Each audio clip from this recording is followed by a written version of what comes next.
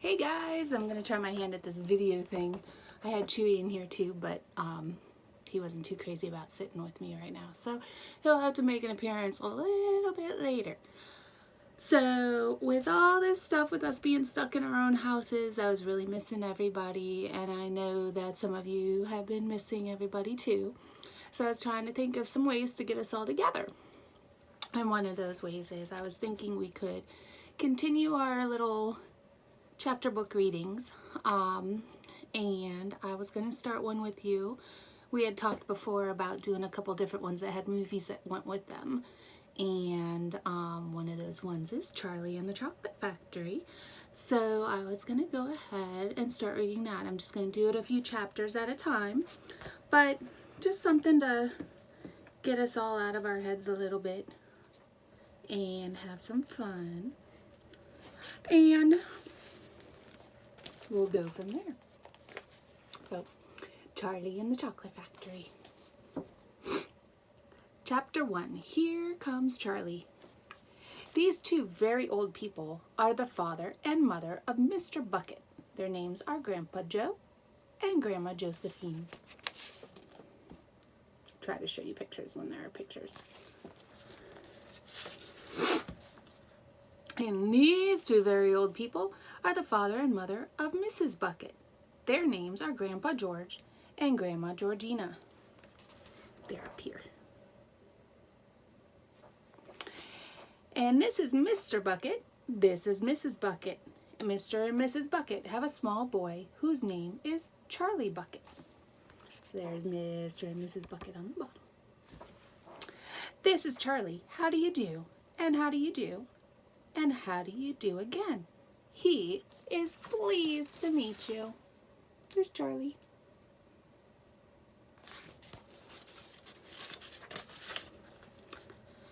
The whole of this family, the 6 grown-ups, count them, and little Charlie Bucket lived together in a small wooden house on the edge of a great town.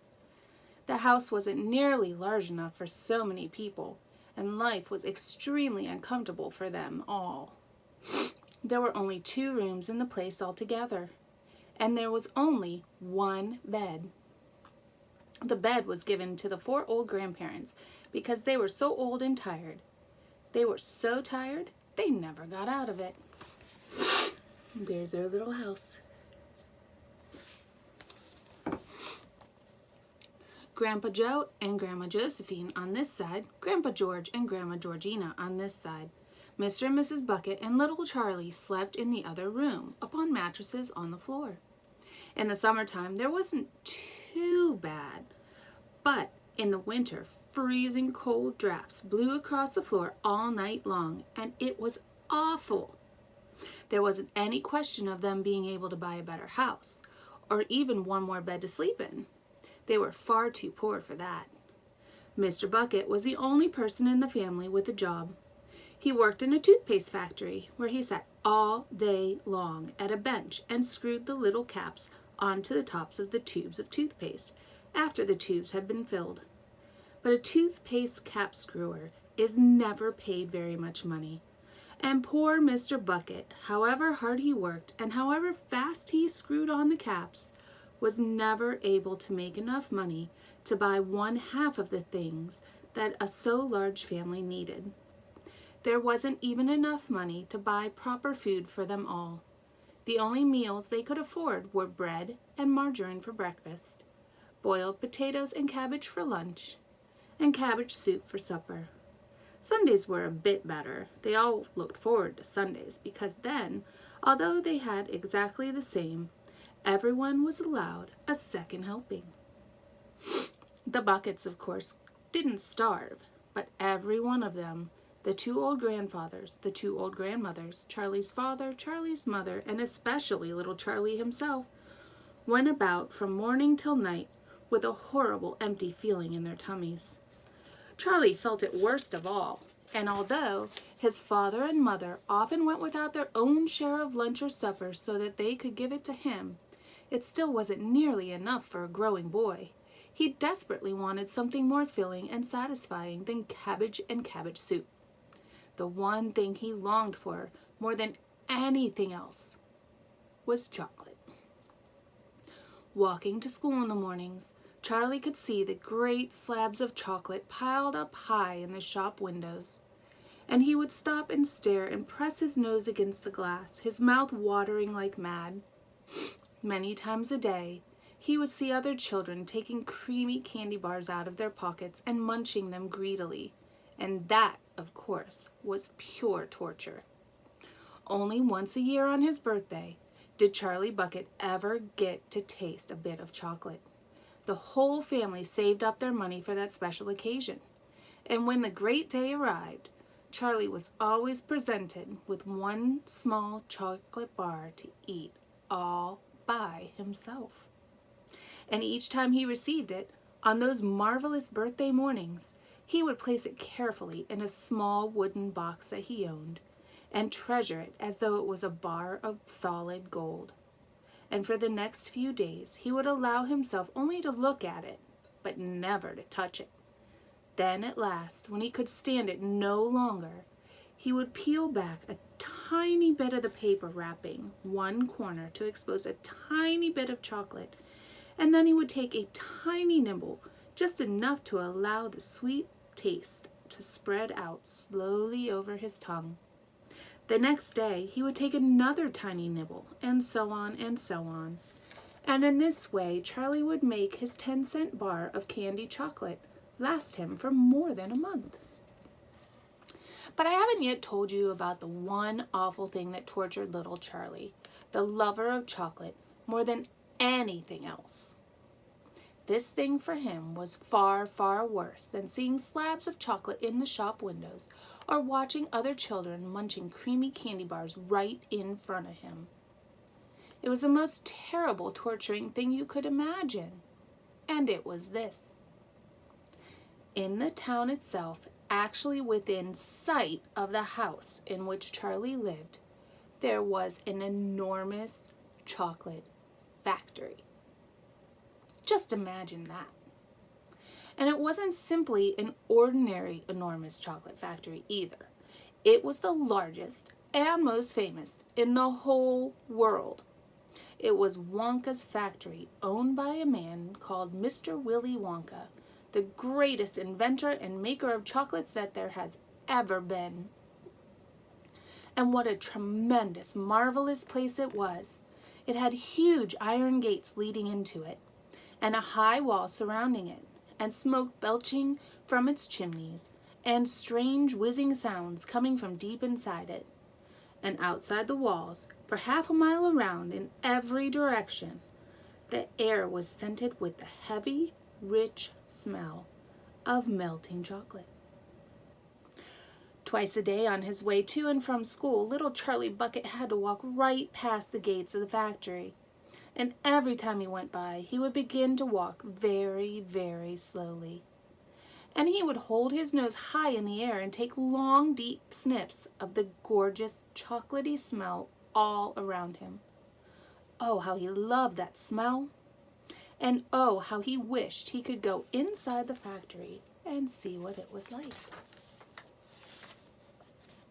Chapter 2. Mr. Willy Wonka's Factory. In the evenings after he had finished his supper of watery cabbage soup, Charlie always went into the room of his 4 grandparents to listen to their stories, and then afterwards to say good night.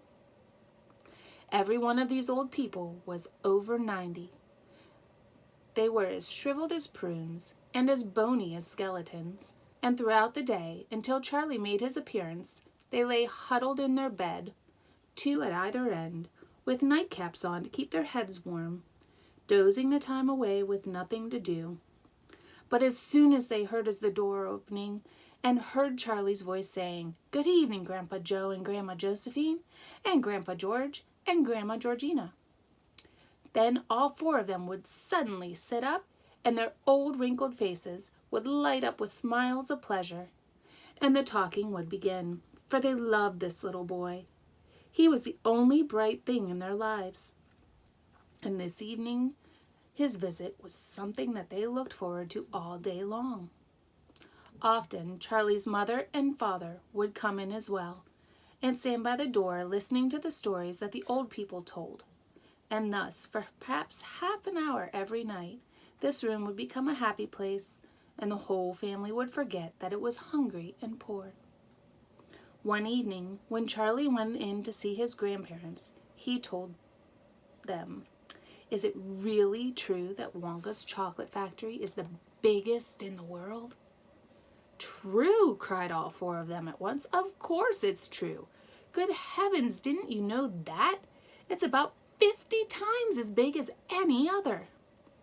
"And is Mr. Wonka really the cleverest chocolate maker in all the world?" "My dear boy," said Grandpa Joe, raising himself a little higher on his pillow, "Mr. Willy Wonka is the most amazing, the most fantastic, the most extraordinary chocolate maker the world has ever seen. I thought everybody knew that." "I knew he was famous, Grandpa Joe, and I knew he was very clever." "Clever!" cried the old man. "He's more than that. He's a magician with chocolate. He can make anything he wants. Isn't that a fact, my dears?" The other three old people nodded their heads slowly up and down and said, "Absolutely true. Just as true as can be." And Grandpa Joe said, "You mean to say I've never told you about Mr. Willy Wonka and his factory?" "Never," answered little Charlie. "Good heavens above, I don't know what's the matter with me." "Will you tell me now, Grandpa Joe, please?" "I certainly will. Sit down beside me on the bed, my dear, and listen carefully." Grandpa Joe was the oldest of the four grandparents. He was 96 and a half, and that is just about as old as anybody can be. Like all extremely old people, he was delicate and weak, and throughout the day he spoke very little. But in the evenings, when Charlie, his beloved grandson, was in the room, he seemed in some marvelous way to grow quite young again. All his tiredness fell away from him, and he became as eager and as excited as a young boy. "Oh, what a man he is, this Mr. Willy Wonka," cried Grandpa Joe. "Did you know, for example, that he has himself invented more than 200 new kinds of candy bars, each with a different center, each far sweeter and creamier and more delicious than anything the other chocolate factories can make?" "Perfectly true," cried Grandma Josephine. "And he sends them to all the four corners of the earth. Isn't that so, Grandpa Joe?" "It is, my dear, it is. And to all the kings and presidents of the world as well. But it isn't only candy bars that he makes. Oh, dear me, no. He has some really fantastic inventions up his sleeve, Mr. Willy Wonka does. Did you know that he's invented a way of making chocolate ice cream so that it stays cold for hours and hours without being in an icebox? You can't even leave it lying in the sun all morning on a hot day, and it won't go runny." "But that's impossible," said little Charlie, staring at his grandfather. "Of course it's impossible," cried Grandpa Joe. "It's absolutely absurd." "But Mr. Willy Wonka has done it." "Quite right," the others agreed, nodding their heads. "Mr. Wonka has done it." And then again Grandpa Joe went on, speaking very slowly now, so that Charlie wouldn't miss a word. "Mr. Willy Wonka can make marshmallows that taste of violets, and rich caramels that change color every 10 seconds as you suck them, and little feathery sweets that melt away deliciously the moment you put them between your lips. He can make chewing gum that never loses its taste, and candy balloons that you can blow up to enormous sizes before you pop them with a pin and gobble them up. And by a most secret method, he can make lovely bluebird's eggs with black spots on them, and when you put one of these in your mouth, it gradually gets smaller." To picture all of them in their bed listening to the story. So it gradually gets smaller and smaller until suddenly there is nothing left except a tiny little pink sugary baby bird sitting on the tip of your tongue. Grandpa Joe paused and ran the point of his tongue slowly over his lips. "It makes my mouth water just thinking about it," he said. "Mine too," said little Charlie, "but please go on." While they were talking, Mr. and Mrs. Bucket, Charlie's mother and father, had come quietly into the room, and now both were standing just inside the door listening. "Tell Charlie about that crazy Indian prince," said Grandma Josephine. "He'd like to hear that." "You mean Prince Pondicherry?" said Grandpa Joe. And he began chuckling with laughter. "Completely dotty," said Grandpa George. "But very rich," said Grandma Georgina. "What did he do?" asked Charlie eagerly. "Listen," said Grandpa Joe, "and I'll tell you." Mr. Wonka and the Indian Prince, Chapter 3. "Prince Pondicherry wrote a letter to Mr. Willy Wonka," said Grandpa Joe, "and asked him to come all the way out to India and build him a colossal palace entirely out of chocolate." "Did Mr. Wonka do it, Grandpa?" "He did indeed, and what a palace it was! It had 100 rooms, and everything was made of either dark or light chocolate. The bricks were chocolate, and the cement holding them together was chocolate, and the windows were chocolate, and all the walls and ceilings were made of chocolate, so were the carpets and the pictures and the furniture and the beds, and when you turned on the taps in the bathroom, hot chocolate came pouring out." When it was all finished, Mr. Wonka said to Prince Pondicherry, "I warn you, though, it won't last very long, so you'd better start eating it right away." "Nonsense," shouted the prince. "I'm going to not eat my palace. I'm not even going to nibble the staircase or lick the walls. I'm going to live in it." But Mr. Wonka was right, of course, because soon after this there came a very hot day with a boiling sun, and the whole palace began to melt. And then it sank slowly to the ground, and the crazy prince, who was dozing in the living room at the time, woke up to find himself swimming around in a huge, brown, sticky lake of chocolate. Little Charlie sat very still on the edge of the bed, staring at his grandfather. Charlie's face was bright, and his eyes were stretched so wide you could see the whites all around. "Is all this really true?" he asked, "or are you pulling my leg?" "It's true," cried all four of the old people at once. "Of course it's true. Ask anyone you like." "And I'll tell you something else that's true," said Grandpa Joe. And now he leaned closer to Charlie and lowered his voice to a soft, secret whisper. "Nobody ever comes out." "Out of where?" asked Charlie. "And nobody ever goes in." "In where?" cried Charlie. "Wonka's factory, of course." "Grandpa, what do you mean?" "I mean workers, Charlie." "Workers?" "All factories," said Grandpa Joe, "have workers streaming in and out of the gates in the mornings and evenings, except Wonka's. Have you ever seen a single person going into that place? Or coming out?" "Well, have you?" asked Grandpa Joe.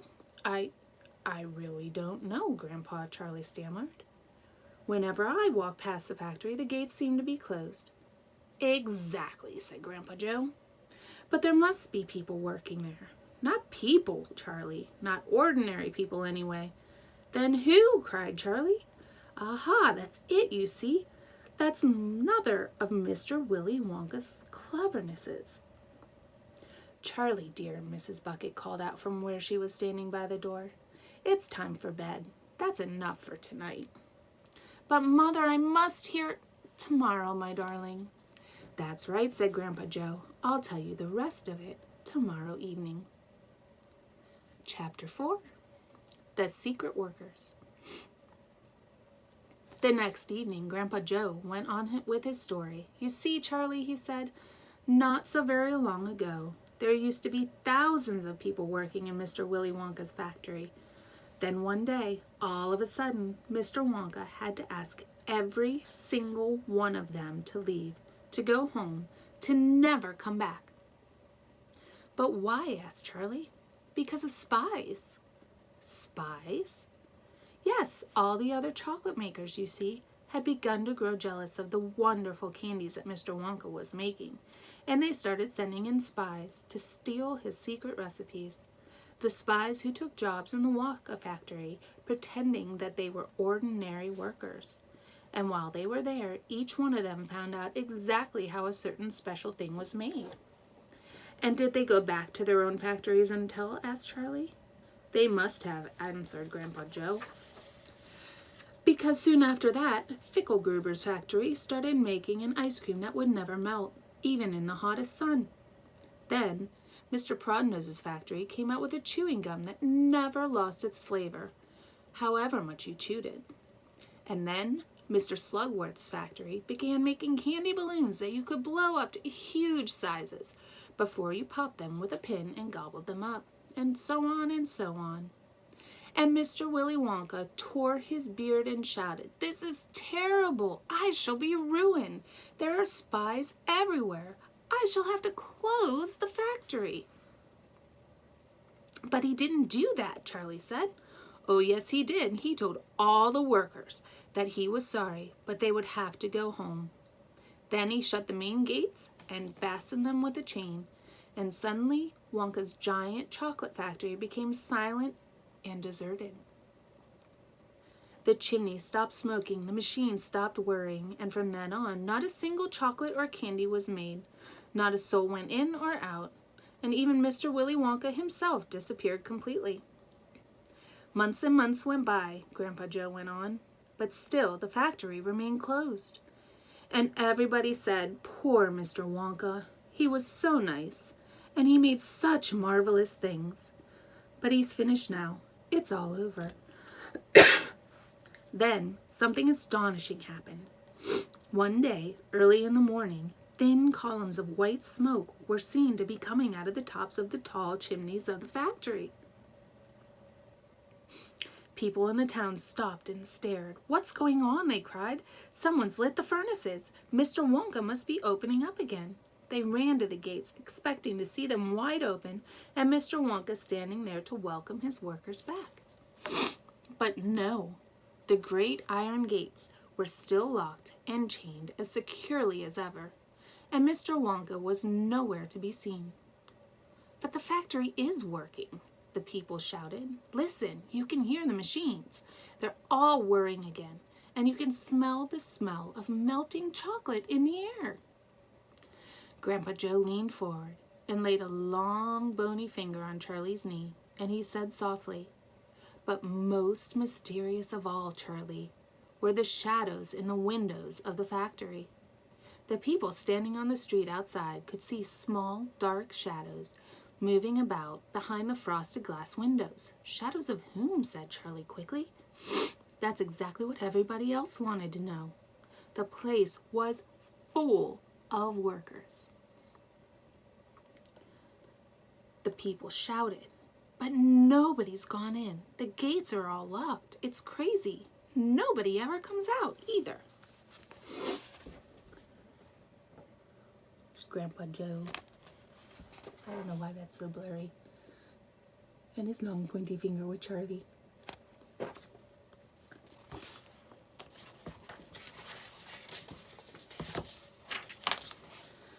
But there was no question at all, said Grandpa Joe. The factory was running, and it's gone on running ever since, for these last 10 years. What's more, the chocolates and candies it's been turning out have become more fantastic and delicious all the time. And of course, now, when Mr. Wonka invents some new and wonderful candy, neither Mr. Fickelgruber, nor Prodnose, nor Mr. Slugworth, nor anybody else is able to copy it.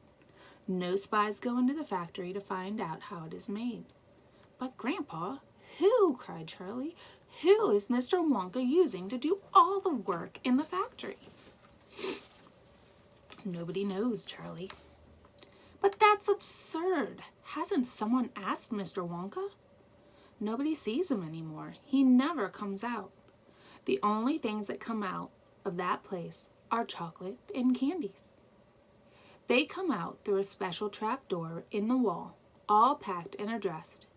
Then they are picked up every day by post office trucks." "But Grandpa, what sort of people are they that work in there?" "My dear boy," said Grandpa Joe, "that is one of the great mysteries of the chocolate-making world. We know only one thing about them. They are very small. The faint shadows that sometimes appear behind the windows, especially late at night when the lights are on, are those tiny people no taller than my knee. There aren't any such people, Charlie said. Just then Mr. Bucket, Charlie's father, came into the room. He was home from the toothpaste factory, and he was waving an evening newspaper rather excitedly. "Have you heard the news?" he cried. He held up the paper so that they could see the huge headline. The headline said, "Wonka Factory to be opened at last to lucky few. 5 golden tickets." "You mean people are actually going to be allowed to go inside the factory?" cried Grandpa Joe. "Read us what it says, quickly." "All right," said Mr. Bucket, smoothing out the newspaper. "Listen. Evening Bulletin. Mr. Willy Wonka, the candy-making genius, whom nobody has seen for the last 10 years, set out the following notice today. I, Willy Wonka, have decided to allow 5 children, just 5, mind you, and no more, to visit my factory this year. These lucky 5 will be shown around personally by me, and they will be allowed to see all the secrets and the magic of my factory. Then, at the end of the tour, as a very special present, all of them will be given enough chocolates and candies to last them for the rest of their lives." Can you imagine? "So watch out for the golden tickets. 5 golden tickets have been printed on golden paper, and these 5 golden tickets have been hidden underneath the ordinary wrapping paper of 5 ordinary candy bars. These 5 candy bars may be anywhere, in any shop, in any street, in any town, in any country around the world, upon any counter where Wonka's candies are sold. And the 5 lucky finders of these 5 golden tickets are the only ones who will be allowed to visit my factory and see what it's like now inside. Good luck to you all, and happy hunting. Signed, Willy Wonka." "The man's dotty," muttered Grandma Josephine. "He is brilliant," cried Grandpa Joe. "He is a magician. Just imagine what will happen now. The whole world will be searching for those golden tickets. Everyone will be buying Wonka's candy bars in the hope of finding one. He'll sell more than ever before. Oh, how exciting it would be to find one. And all the chocolate and candies that you could eat for the rest of your life, free," said Grandpa George. "Just imagine that." "They'd have to deliver them in a truck," said Grandma Georgina. "It makes me quite ill to think of it," said Grandma Josephine. "Nonsense," cried Grandpa Joe. "Wouldn't it be something, Charlie, to open a bar of candy and see a golden ticket glistening inside?" "You never know, darling," said Grandma Georgina. "It's your birthday next week. You have as much chance as anybody else." "I'm afraid that simply isn't true," said Grandpa George. "The kids who are going to find the golden tickets are the ones who can afford to buy candy bars every day. Our Charlie only gets 1 a year. There isn't a hope." All right, so that's chapters 1 through 5. And I'm going to leave it right there. And we'll come back and we'll do 6 through 10 in another sitting so that you guys can watch this in chunks. I hope you're liking it so far. There is an old Willy Wonka movie that goes along with this story. So once we're done with it, I'm thinking we can find that movie and maybe watch it in our houses, or if we get to go back to our classroom, we can watch it there. But either way, I thought it'd be fun to read a story. So that's it for right now. I'll come back to you beginning with chapter 6. I hope everybody has a good night, and I hope everyone's doing well. I miss you, and I hope to see you soon. But if I don't, hang in there. We'll get through this, and we'll read some more of Willy Wonka later. Good night.